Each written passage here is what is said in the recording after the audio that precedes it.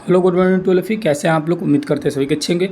तो आज हम लोग 5वें अध्याय को डिटेल से पढ़ा जाएगा। इससे पहले 4 अध्याय ऑलरेडी हम लोग पढ़ चुके हैं। लोग सारे वीडियो को मैं प्लेलिस्ट बनाकर उसको अपलोड कर चुका हूं। आप अगर नहीं देखे होंगे तो NCERT 9th भूगोल करके प्लेलिस्ट बना हुआ है, वहां से 9th क्लास NCERT का ज्योग्राफी का 4 अध्याय ऑलरेडी वहां पर अपलोडेड है, वहां से देख सकते हैं। आज हम लोग 5वें अध्याय यानी कि प्राकृतिक वनस्पति तथा वन्य प्राणी के बारे में डिटेल से पढ़ा जाएगा और लास्ट में MCQ को भी कर लिया जाएगा ताकि चीज़ें हमें स्पष्ट रूप से इस चैप्टर से रिलेटेड जो भी टॉपिक है वो चीज़ें हमें समझ आ जाए। शुरू करते हैं चैप्टर को। यहाँ पर देखेंगे तो लिखा हुआ है कि विश्व में भारत जो है ना, हमारा देश भारत विश्व के 12 जैव विविधता देशों में से एक है। यानी कि पूरी दुनिया में 12 ऐसे देश है जहाँ पर बायोडाइवर्सिटी यानी जैव विविधता पाया जाता है। अब इसका मतलब क्या होता है? इसका मतलब होता है कि एक ही जगह पर, या मान के चलिए कि एक जगह पर भिन्न भिन्न प्रकार के सजीवों का पाए जाना जैव विविधता कहलाता है। जैसे सिंपल समझिए, जैसे कि मान के चलिए किसी एक जगह पर वहाँ पर अनेक प्रकार के जीव जंतु पाए जा रहे हैं, जैसे कि बहुत सारी वैरायटियाँ मौजूद हो पेड़ पौधे के, जीव जंतुओं की, तो ढेर सारी वैरायटियाँ एक ही जगह पर मौजूद होती है तो उसे कहा जाता है जैव विविधता वाला क्षेत्र। और हमारे देश भारत में ऐसा जैव विविधता भारत के लगभग सभी भागों में देखने के लिए मिलता है, इसीलिए भारत को जैव विविधता वाला देश भी कहा जाता है। यहाँ पर देखेंगे तो लिखा हुआ है कि 47,000 विभिन्न जातियों के पौधे पाए जाते हैं। यानी कि 47,000 पौधे पाए जाते हैं, मतलब 47,000 विभिन्न जाति के पौधे पाए जाते हैं। याद रखिएगा, ये नहीं कि 47,000 पौधा, 47,000 किस्म के पौधा है ना, 47,000 वैरायटी का पौधा पाया जाता है भारत में। ठीक है, जो कि पूरी दुनिया के हिसाब से देखा जाएगा तो 10वें स्थान पर आता है। एशिया में 4थे स्थान पर आता है। यानी कि इस वैरायटी के मामले में पूरी दुनिया में 10वें नंबर पर है भारत, और एशिया में 4थे नंबर पर है। भारत में लगभग 15,000 फूलों के पौधे हैं। कितना भैया? 15,000 फूलों के पौधे हैं। उसके बाद देखेंगे तो विश्व में फूलों की पौधे का 6% अकेले है। यानी विश्व में फूलों का कितना परसेंट है जो भैया? 6% है फूलों का। ठीक है, यानी 15,000 बराबर है 6% के। ठीक है, आगे आ जाइए। इस देश में बहुत से बिना फूलों के पौधे पाए जाते हैं, जैसे कि फर्ण, शैवाल को एल्गी तथा कवक, फंजाई भी कहा जाता है। ठीक है, तो क्वेश्चन पूछेगा निम्न में से कौन से ऐसे फूल है बिना फूल के पौधे हैं? निम्न में से कौन से ऐसे पौधे हैं जिनमें फूल नहीं पाए जाते? तो फर्ण है, शैवाल है, कवक है, ये सब क्या है? बिना फूल के पौधे हैं। भारत में लगभग 90,000 जातियों के जानवर और विभिन्न प्रकार के मछलियाँ तथा समुद्री पानी में पाई जाती है। अब यहाँ पर जानवर लिखा हुआ है कि 90,000, और यहाँ पर लिखा हुआ है कि पौधे पाए जाते हैं 47,000। ये क्वेश्चन NCERT में थोड़ी सी अलग दिया हुआ है। मतलब क्या? 47,000 और 87,000 यानी 87,000 दिया हुआ है। 90,000 की जगह पर 87,000 दिया हुआ है। ठीक है, और एग्ज़ाम में क्वेश्चन आया हुआ था इससे। अब एग्ज़ाम में जो क्वेश्चन आया हुआ था, क्या वो NCERT को सही माना था, क्या वो बिहार बोर्ड का सही माना था? तो आप सभी अगर एग्ज़ाम दिए होंगे या क्वेश्चन देखे होंगे प्रीवियस ईयर क्वेश्चन में, तो आप सभी को पता होना चाहिए कि आयोग ने बिहार बोर्ड को सही माना था। यानी कि 47,000 पौधे और 87,000 जानवर यानी जीव की जो प्रजाति जो है भारत में पाई जाती है, ये वाला ऑप्शन करेक्ट माना था। कौन? बिहार बोर्ड की जो आंसर दिया हुआ है बिहार बोर्ड के SCERT किताबों में, उसी को आंसर आयोग ने भी माना था। अब ये 90,000 वाला तो ऑप्शन दिया ही नहीं था, 47 और 90 दिया ही नहीं था।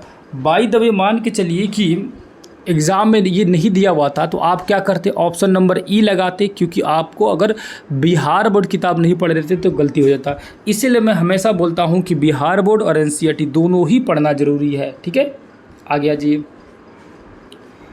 नीचे आएंगे देखेंगे तो प्राकृतिक वनस्पति का अर्थ है वनस्पति वह भाग जो कि, प्राकृतिक वनस्पति क्या अर्थ होता है? तो वनस्पति का वह भाग जो मनुष्य की सहायता के बिना अपने आप से पैदा होता है। यानी प्रकृति ने उसे पैदा किया तो प्राकृतिक वनस्पति कहलाएगा। ये जो भी चीज़ है प्रकृति कहलाएगा। मानवीय प्रभाव उस पर नहीं पड़ता है, इसे अछत वनस्पति भी कहते हैं। यानी जिन क्षेत्रों पर लंबे समय तक कोई भी मानव का प्रभाव नहीं पड़ता है उसे अछत वनस्पति कहते हैं। अच्छा, तो वनस्पति कह रहा है कि वह वनस्पति जो कि मूल रूप से भारतीय है उसे देशज कहते हैं, लेकिन कुछ ऐसे पौधे जो भारत से बाहर से आए उसे विदेशज पौधे कहते हैं।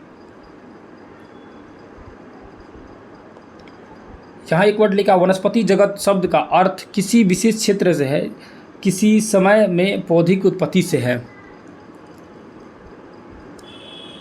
अब यहाँ पढ़ाएंगे, नीचे लिखा हुआ है कि मृदा के बारे में लिखा है, भूभाग के बारे में लिखा है कि मिट्टी कैसी होनी चाहिए।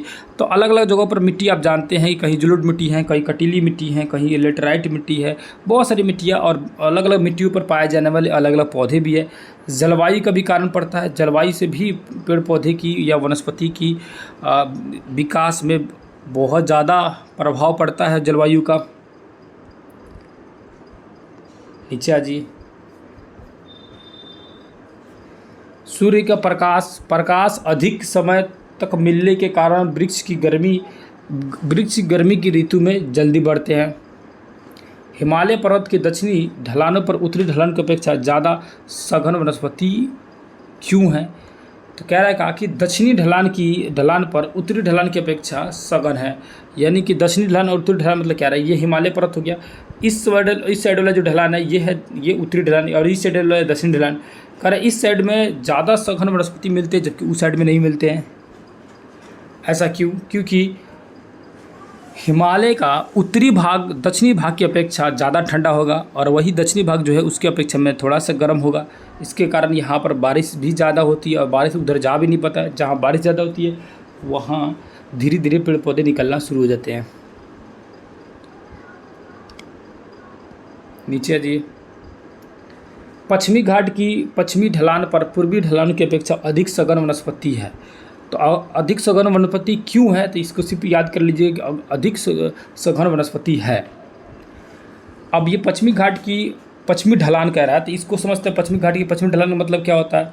ये मान के चलिए अपना प्यारा सा हो गया भारत, और ये हो गया पश्चिमी घाट। पश्चिमी घाट का इस साइड होगा पश्चिमी ढलान और इस साइड होगा पूर्वी ढलान। क्योंकि बारिश इधर ही से आता है तो बारिश के पानी जो है पश्चिमी घाट के पश्चिम साइड में ही रहता है, जिसके कारण वहाँ पर पानी ज़्यादा रहती है, इसीलिए वहाँ पर वनस्पति जो है आसानी से उगाया जाता है जब में ये पूर्वी घाट की अपेक्षा में। ठीक है, हाँ, पूर्वी घाट की अपेक्षा में पश्चिमी घाट में ज़्यादा उगाया जाता है। ठीक है, आ गया जी।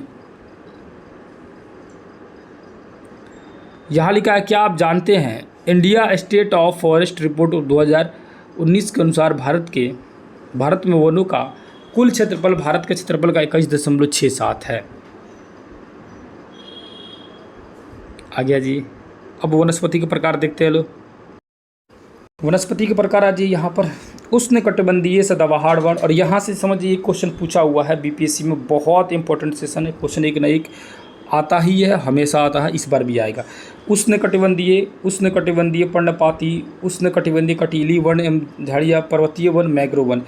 अब ये उष्णकटिबंधीय जो है ये तो चीज़ें बता चुका हूँ कि उष्णकटिबंध, शीतोष्णकटिबंध और शीतकटिबंध मतलब क्या होता है। यहाँ लिखा है कि पश्चिमी घाट में अत्यधिक वर्षा होने वाला क्षेत्र जो है अंडमान निकोबार है, लक्षद्वीप है, असम के ऊपरी भाग है, तमिलनाडु वाला क्षेत्र है। ठीक है, यहाँ पर बारिश 200 सेंटीमीटर से भी अधिक होती है। 60 मीटर से ऊंचे जो होते हैं वृक्ष पाए जाते हैं, यानी इतने बड़े बड़े वृक्ष होते हैं जो 60 मीटर हो। ठीक है, अधिक ऊंचाई वाले होते हैं। अत्यधिक वर्षा होने के कारण गर्म तथा आर्द्र वहाँ नमी बनी रहती है। अब इन वृक्षों की पतझड़ जो होने का कोई निश्चित समय नहीं होता है, अतः ये वर्ष भर सालों भर ये हरे भरे दिखते रहते हैं। ऐसे वृक्ष है आबनूस, एबोनी, महोगनी, रोजवुड, रबड़ और सिकोना है। ये सब क्या है? उष्णकटिबंधीय सदाबहार वर्ण के वृक्ष है। जानवर हाथी, बंदर, लैमूर, हिरन, एक सिंग वाला गेंडा असम और पश्चिम बंगाल की दलदली क्षेत्र में पाए जाते हैं। एक सिंग वाला गेंडा कहाँ पाए जाते हैं भैया? तो असम और पश्चिम बंगाल के दलदली क्षेत्र में।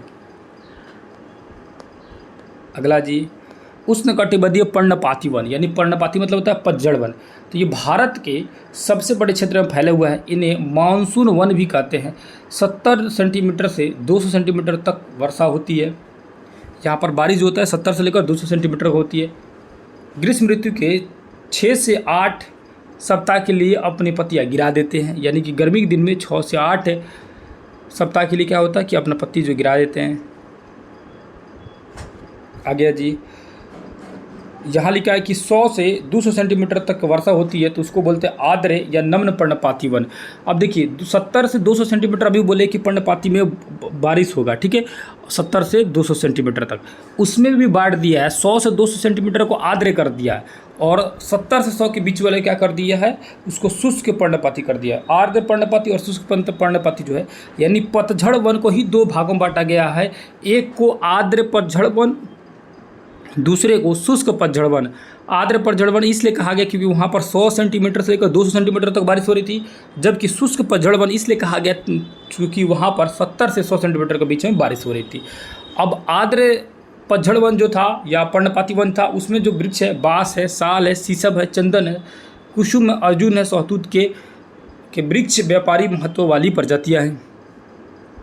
शुष्क पर्णपाती वन जो है 70 से 100 सेंटीमीटर के बीच में है। ये जो क्षेत्र है उत्तर प्रदेश, बिहार के मैदानी भाग में पाए जाते हैं। उत्तर प्रदेश और बिहार के मैदानी भाग में कौन से वन पाए जाते हैं? शुष्क पर्णपाती वन। कौन से वृक्ष है? सागौन, साल, पीपम, नीम के वृक्ष आदि यहाँ पर उगते हैं। शेर, सुअर, हिरन, हाथी आदि जानवर यहाँ पर देखने के लिए मिलता है। पक्षी, छिपकली, सांप, कछुआ सब चीज़ मिल जाता है लोग। कटीली झाड़ियाँ में देखेंगे तो 70 सेंटीमीटर से भी कम जो बारिश होता है तो उस एरिया में पौधे जो होते हैं ना, कटीली झाड़ियाँ हो जाती है, जैसे कि गुजरात, राजस्थान, छत्तीसगढ़, मध्य प्रदेश। यहाँ पर लिखा है कि अकासिया, खजूर, पाम यानी कि यूरोफिबिया, नागफनी कैक्टस यहाँ के मुख्य पादप प्रजातियाँ हैं। अब 1000 मीटर से 2000 मीटर तक की ऊंचाई वाले क्षेत्र में आर्द्र शीतोष्ण कटिबंधीय वन पाए जाते हैं। यानी 1000 से 2000 होगा तो आर्द्र भी होगा, यानी नमी भी होगी, शीतोष्ण भी होगा, कटिबंधीय वन पाए जाते हैं। ओक तथा चेस्टनट जैसे वृक्षों की प्रधानता है यहाँ पर। ओक या चेस्टनट की वृक्षों की प्रधानता है पहाड़ी क्षेत्रों में। 1500 से अब 3000 मीटर की ऊंचाई तक जाएंगे तो वहाँ शंकुदार वृक्ष मिलेंगे, जैसे कि देवदार, सिल्वर फर, स्प्रूस, सीडर, चीड़ आदि जो है वहाँ पर वृक्ष पाए जाते हैं 1500 से 3000 मीटर की ऊंचाई तक। 3600 मीटर की ऊंचाई पर शीतोष्ण कटिबंधीय वनों के घास के मैदान तथा अल्पाइन वनस्पति जो है ले लेती है। यानी कि 3600 मीटर अधिक ऊंचाई पर चले जाएगा तो वहाँ पर अल्पाइन वृक्ष पाया जाएगा। 3600 से नीचे थे तो देवदार था, स्प्रूस था, सीडर था, चीड़ था, है ना, और उस 1500 से भी नीचे थे, 1000 2000 के आसपास में थे, तब ओक और चेस्टनट था। गुज्जर तथा बकरवाल जैसी घुमक्कड़ जातियों द्वारा पशुपालन के लिए वहाँ पर किया जाता है ना, गुज्जर जाति और बकरवाल। आगे जी, पौधे की जड़ों में पानी डूबी रहती है। गंगा, ब्रह्मपुत्र, महानदी, गोदावरी, कृष्णा, कावेरी नदियों में डेल्टा भाग में यह वनस्पति पाई जाती है। आगे जी, अब वन्य प्राणी को देखेंगे लोग। जीवों की संख्या लगभग 90,000 प्रजाति है, जबकि SCRT में आपको यही 87,000 देगा। देश में लगभग 2000 से अधिक के क्या है भैया, पक्षियाँ पाई जाती है। 2000 से अधिक क्या पाई जाती है? पक्षी पाई जाती है। जो भारत जो पूरे विश्व का लगभग 13% है। मछलियों की संख्या 2546 प्रजातियाँ, जो विश्व की 12% है। भारत में विश्व के 5 से 8% तक उभयचर, सरीसृप तथा स्तनधारी जानवर भी पाए जाते हैं। सर्पगंधा, यह एक रक्तचाप के निदान के लिए प्रयोग होता है और केवल भारत में ही पाया जाता है सर्पगंधा। जामुन के बीज को डायबिटीज वगैरह के भी यूज किया जाता है चीनी के लिए। अर्जुन, ताज़े पत्ते का निकाला हुआ रस कान के दर्द इलाज के लिए सहायता करता है, इसे अर्जुन कहा जाता है। नीम जड़ और जीवाणु प्रतिरोधक है। तुलसी का जो पौधा है ये जुकाम और खांसी के लिए इसका उपयोग किया जाता है। कचनार, फोड़ा, दमा रोगों के लिए प्रयोग किया जाता है। अगला जी, कच्छ की रण एवं मरुस्थल में क्रमशः जंगली गधे और ऊंट रहते हैं। भारत जीव सुरक्षा अधिनियम सन 1972 में लागू किया गया था, और ये क्वेश्चन पूछा हुआ था BPSC में कि भारत सुरक्षा अधिनियम कब लागू हुआ था? तो 1972 में। भारत विश्व का अकेला देश है जहाँ शेर तथा बाघ दोनों पाए जाते हैं। अगला क्वेश्चन, गुजरात में गिर जंगल है, बिल्ली जाति के सदस्यों ने, तेंदुआ भी है, बिल्ली जाति के सदस्य कौन है? तेंदुआ है। तो क्वेश्चन पूछेगा तेंदुआ किस जाति का सदस्य है? तो बिल्ली जाति के सदस्य है। लद्दाख वगैरह में याक पाया जाता है जिसके जंगली बैल भी कहा जाता है। अब आते हैं लोग क्वेश्चन आंसर में। पहला क्वेश्चन दिया हुआ है, रबड़ का संबंध किस प्रकार की वनस्पति से है? पहली बात कि रबड़ जो है केरला में पाया जाता है और केरला में पाया जाता है उष्णकटिबंधीय वर्षावन। दूसरा नंबर क्वेश्चन लिखा है, सिकोना वृक्ष कितनी वर्षा वाले क्षेत्र में पाया जाता है? तो अभी जस्ट देखे लो, सिकोना जो था ना वो तो जो उष्णकटिबंधीय वर्षावन में पाया जा रहा था, तो वो तो आपका 200 सेंटीमीटर होना चाहिए। यहाँ 200 ऑप्शन में दिख नहीं रहा। यहाँ ये सिकोना जो था वापस आपको दिखा रहा हूँ सिकोना का, ठीक है। सिकोना जो था ना वो 200 सेंटीमीटर में था उष्णकटिबंधीय वर्षावन। यहाँ जी जैसे यहाँ देखेंगे तो लिखा हुआ है सिकोना, है ना, लिखा हुआ है ना सिकोना, ठीक है। ये सिकोना लिखा है, सिनकोना। अब ये जो था कितने वर्षा वाले क्षेत्र में? 200 सेंटीमीटर से अधिक वर्षा वाले क्षेत्र में था, ठीक है। तो क्वेश्चन 200 सेंटीमीटर से अधिक वर्षा वाले क्षेत्र में है, लेकिन यहाँ ऑप्शन में जो है 200 सेंटीमीटर से अधिक वर्षा वाला क्षेत्र है तो दिख ही नहीं रहा ऑप्शन में, ठीक है। यानी कि यहाँ ऑप्शन जो है 100 सेंटीमीटर नहीं होगा, 70 से नहीं होगा, 50 से नहीं होगा, 50 सेंटीमीटर से कम तो होगा ही नहीं। यहाँ होना चाहिए 200 सेंटीमीटर, तब जाकर आंसर सही होता है। सिमलीपाल जीव मंडल निकाय कहाँ है? तो ये तो सिमलीपाल तो उड़ीसा में है।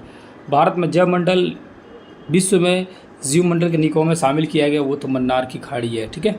अब आते हैं अपना पर्सनल MCQ की तरफ। पहला क्वेश्चन देखेंगे, भारत में जीव संरक्षण अधिनियम कब लागू हुआ? तो 1972 में। भी जस्ट पढ़ लो। भरतपुर पक्षी विहार कहाँ स्थित है? तो भरतपुर पक्षी विहार जो है ये है राजस्थान में। भरतपुर पक्षी विहार इसलिए फेमस है क्योंकि भरतपुर पक्षी विहार जो है ना यहाँ पर ट्रांस साइबेरियन जो वहाँ से साइबेरिया से उड़ के पक्षी आती है लोग भरतपुर में भी, जो कि राजस्थान में, और बिहार के ये जो बेगूसराय में कांवर झील है वहाँ पर भी, ठीक है। आ गया जी।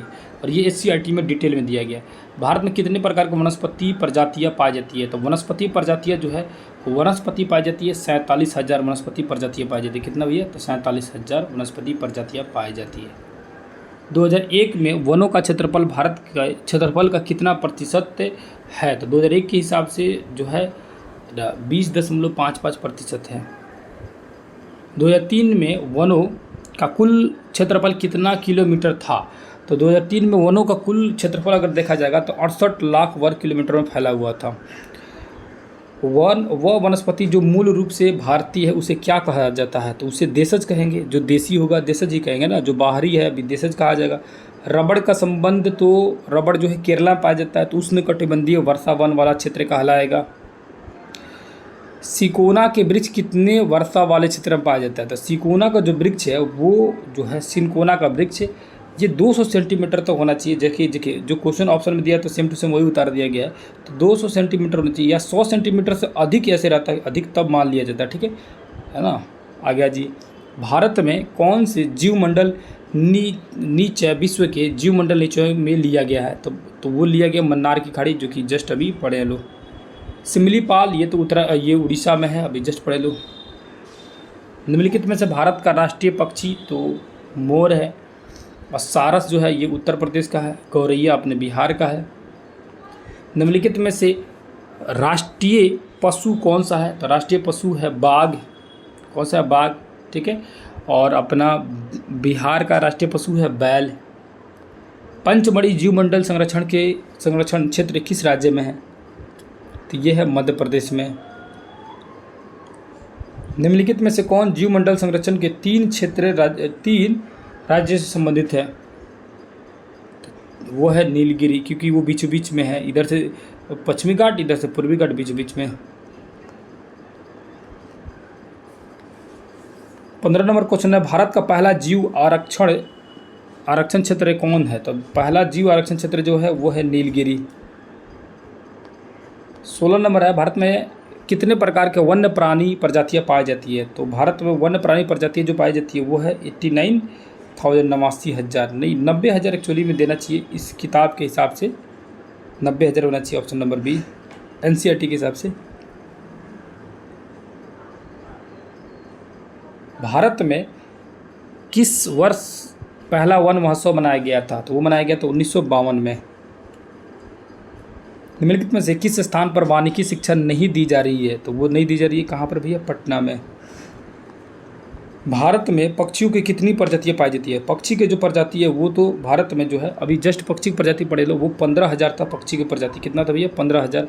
एनसीईआरटी में 12,000 दिया हुआ, एससीईआरटी बिहार बोर्ड लेकिन एनसीईआरटी में 15,000 दिया हुआ, ठीक है। सदाबहार वन में पेड़ों की ऊंचाई कितनी होती है? तो सदाबहार वन में पेड़ों की ऊंचाई 60 मीटर से भी ऊंचा होता है। ज्वारीय वन के मुख्य वृक्ष है, ज्वारीय वन के मुख्य वृक्ष कौन सा है? मैंग्रोव वन और सुंदरी वन, ये दोनों मुख्य वृक्ष हैं।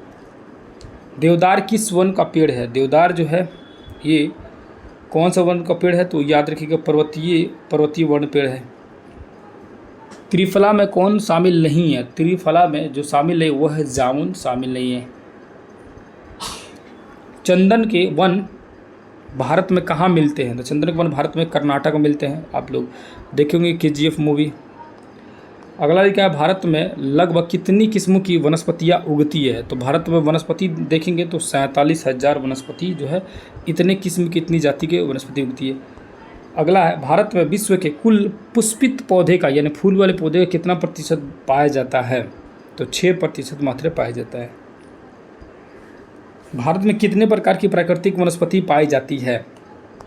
तो वो प्राकृतिक वनस्पति जो पाई जाती है भारत में वो कितने प्रकार की पाई जाती है? तो याद रखिएगा भारत में वनस्पति की प्रकार अगर पाई जाती है, भारत में कितने प्रकार की वनस्पति पाई जाती है? तो उष्णकटिबंधीय वो 5 प्रकार की थी। उष्णकटिबंधीय सदाबहार वन था, पर्णपाती वन था, फिर कटीली झाड़ियाँ थी, फिर मैंग्रोव वन था, ठीक है, पर्वतीय वन था। 5 प्रकार की पाई जा रही थी। अगला, तटीय दलदली भागों में किस प्रकार के वन पाए जाते हैं? तो वो ज्वारीय वन पाए जाते हैं, ठीक है, जो तट वाले क्षेत्र होते हैं। 70 सेंटीमीटर से कम वर्षा वाले क्षेत्र में किस प्रकार के वन मिलते हैं? किस प्रकार वन मिलते हैं भैया? तो शुष्क वन मिलते हैं। कौन से वन? शुष्क वन मिलते हैं। कौन चिरहरित वन का प्रमुख वृक्ष है? तो चिरहरित वन का प्रमुख वृक्ष कौन सा भैया? तो वो है रोजवुड। देवदार, चीड़, सियूस किस प्रकार के वन में मिलते हैं? किस प्रकार वन में मिलते हैं? तो याद रखिएगा पर्वतीय वन में मिलते हैं। भारतीय जीव सुरक्षा अधिनियम किस वर्ष लागू हुआ? तो वो लागू हुआ 1972 में। इनमें उत्तराखंड की बाघ परियोजना कौन है? तो बाघ परियोजना जो है वो है जिम कॉर्बेट, जो है वो उत्तराखंड की बाघ परियोजना है। कॉर्बेट सिर्फ लिखा है, तो जिम कॉर्बेट नेशनल पार्क जो है। भारत में कुल कितने राष्ट्रीय उद्यान है? तो भारत में कुल राष्ट्रीय उद्यान जो है एससीईआरटी के हिसाब से 89 है, 89 है, जबकि एनसीईआरटी के हिसाब से 105 हो चुका है। अगला जी, निम्नलिखित में से किसके संरक्षण का कार्यक्रम नहीं चल रहा है? तो गधा का संरक्षण कार्यक्रम अभी नहीं चल रहा है। भारत में कुल कितने जीव मंडल संरक्षण क्षेत्र है? तो जीव मंडल संरक्षण क्षेत्र जो है वो है जीव मंडल 14, जबकि ऑप्शन में अगर 16 भी रहता तो चलता। पतझड़ मानसून वन सौर प्रमुख पेड़ कौन सा है? तो यानी पतझड़ का सबसे सौर प्रमुख वन कौन सा है? तो याद रखिएगा वो है सखुआ। कौन सा? सखुआ है। अगला क्वेश्चन, बाघ परियोजना क्या है? बाघ परियोजना जो है ये बाघ के संरक्षण की योजना है, बाघ परिरक्षण। इनमें उत्तराखंड की बाघ परियोजना कौन सी है? तो उत्तराखंड की बाघ परियोजना जो है वो है जिम कॉर्बेट है, ठीक है। अगला क्वेश्चन, टीक पेड़ का दूसरा नाम क्या है? टीक पेड़ का दूसरा नाम जो होता है वो होता है सागवान। सखुआ को अन्य किस नाम से जाना जाता है? तो सखुआ को साल के नाम से जाना जाता है। सौल, सखुआ, ये सब एक ही है। वन किस प्रकार की संपत्ति है? तो वन जो होता है ना, ये होता है राष्ट्रीय संपत्ति, देश की संपत्ति है वन। भारत में वन का विस्तार लगभग कितना क्षेत्रफल है? तो वो है 663 लाख हेक्टेयर में फैला हुआ है। आगे चलते चलो। पशु चराना किस वन में वर्जित है? मतलब किस वन में रोक है, पशु नहीं चराया जा सकता? तो वो है, याद रखिएगा, आरक्षित वनों में वर्जित है पशु चराना। नोकरेक जीव आरक्षण जो है जीव आरक्षण क्षेत्र किस राज्य में नोकरेक होना चाहिए, तो नोकरेक ये क्वेश्चन पूछा हुआ था, नोकरेक होना चाहिए, नोरकक लिखा हुआ है तो इसको नोकरेक कर लीजिएगा, नोकरेक, ठीक है। और ये क्वेश्चन पूछा हुआ भी था पिछले बार में, नोकरेक जीव आरक्षण किस राज्य में स्थित है, तो याद रखिएगा वो है मेघालय में, ठीक है। और सेम टू सेम यही क्वेश्चन पूछा हुआ था और ये क्वेश्चन सेम टू सेम यही आया हुआ था। भारत का कौन सा भाग सबसे अधिक वन आच्छादित है, यानी वन सबसे ज़्यादा किस क्षेत्र में देखने को मिलता है, तो वह है उत्तर पूर्वी क्षेत्रों में, नॉर्थ ईस्ट वाले। निम्नलिखित में से किस से क्षेत्र में चिरहरित वन मिलता है, तो चिरहरित वन मिलता है वो किस क्षेत्र में, पश्चिमी घाट में मिलता है। निम्नलिखित में से किस क्षेत्र में पतझड़ वन मिलते हैं, तो पतझड़ वन मिलते हैं छत्तीसगढ़ में, पतझड़ वन देखने के लिए मिलता है। बाघ परियोजना क्या है, बाघों को संरक्षण करने की योजना बाघ परियोजना कहलाती है। अगला शुरू हो गया 6 नंबर चैप्टर, तो यहीं पर इसको कंप्लीट करते हैं लोग, है ना। 5 चैप्टर आप लोग कंप्लीट हो गया, 6ठा चैप्टर कंप्लीट कर लिया जाएगा नाइट तक। इस तरह हम लोग का ज्योग्राफी जो है 7 चैप्टर है कंप्लीट हो जाएगा टोटली, तो पूरी ज्योग्राफी कंप्लीट हो जाएगा। इतिहास भी कंटिन्यू चलते रहेगा, साइंस भी जो है आज अपलोड करने की कोशिश करूँगा, रात तक उसको भी अपलोड करूँगा, मैथ का भी वीडियो लाऊँगा। अब थोड़ा स्पीड में चला जाएगा और ये जो एक हफ्ते होगा ना, ये एक हफ्ते को क्लास को मिस नहीं कीजिएगा, क्योंकि इस एक हफ्ते में कम से कम मैं मतलब मैक्सिमम वीडियो अपलोड करने की कोशिश करूँगा। बहुत ज़्यादा समय देने वाला हूँ, इस तरह से आप लोग का सिलेबस जो है इस हफ्ते में कंप्लीट करा दूँगा। उसके बाद चलेगा फाइनल राउंड, जो चलेगा वो जो मैं कई दिनों से मैं इंतज़ार कर रहा था उसको आप लोग कराने के लिए, कि आप लोगों को लाइव आया जाए और उसमें जो वन लाइनर जो क्वेश्चन है ना, उस टाइप का क्वेश्चन मैं लेके आऊँगा और उस आपसे सामने पूछूंगा, जैसे कि ग्रुप डिस्कशन होता है उस तरह से, ताकि एक भी पॉइंट आपका ना छूटे। चैप्टर का कोना कोना मैं समझा दूंगा, कोना कोना से क्वेश्चन बना के लेके आऊँगा। जो भी क्वेश्चन मुझे लगेगा कि इम्पोर्टेंट है या बन सकता है तो लेके आऊँगा, चाहे वो ईजी हो या मॉडरेट हो या बहुत हार्ड लेवल का हो, सारे क्वेश्चन के लेके आऊँगा। उससे क्या होगा कि हर एक क्लास के लिए फ़ायदा होगा, 1 to 5 से लेकर 11-12 तक का हर किसी के लिए उसमें फ़ायदा होगा। क्वेश्चन का लेवल ईजी मॉडरेट और हाई लेवल तक का क्वेश्चन को वन लाइनर में तैयार किया जा रहा है। बहुत बेहतरीन तरीके से वो बन रहा है, वो लास्ट में रिवीजन करने में बहुत काम आएगा। और साइंस का भी मैं एमसीक्यू जो है तो उसको कंप्लीट कर लिया जाएगा, ठीक है ना। तो वीडियो को यहीं पे एंड किया जाए, क्योंकि थोड़ा सा नॉइज़ बढ़ने लगेगा, थोड़ा सा शोरगुल ज़्यादा बढ़ने लगेगा थोड़ा, और ब्रेक लेके थोड़ी सी आधे घंटे के बाद 2 घंटे के बाद 2 वीडियो जो है दूसरा अपलोड करूँगा, मतलब उसको बनाना शुरू करूँगा। तब तक इसको देखते रहिए कंटिन्यू। किसी भी तरह का डाउट होगा, किसी भी तरह का कन्फ्यूजन होगा, किसी भी तरह का अगर इसमें एरर हुआ होगा तो कमेंट करके बेधड़क बताइएगा। नेक्स्ट वीडियो में उसको मैं सही करने की कोशिश करूँगा। उम्मीद कर रहा हूँ वीडियो आप लोगों को बेहतर लग रहा होगा और ये क्लास जो कंटिन्यू देखते रहिए। फिर किसी दूसरे क्लास में मिलेंगे, तब तक के लिए बहुत बहुत धन्यवाद। नमस्कार, अस्सलाम वालेकुम, जय हिंद, जय भारत।